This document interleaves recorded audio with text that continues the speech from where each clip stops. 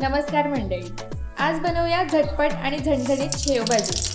कढईत तेल गरम करून त्यात मोहरी, जिरे आणि 3-4 लसणाच्या पाकळ्या टाका। त्यात थोडा हिंग घाला। आता त्यात एक बारीक चिरलेला कांदा घालून परतून घ्या।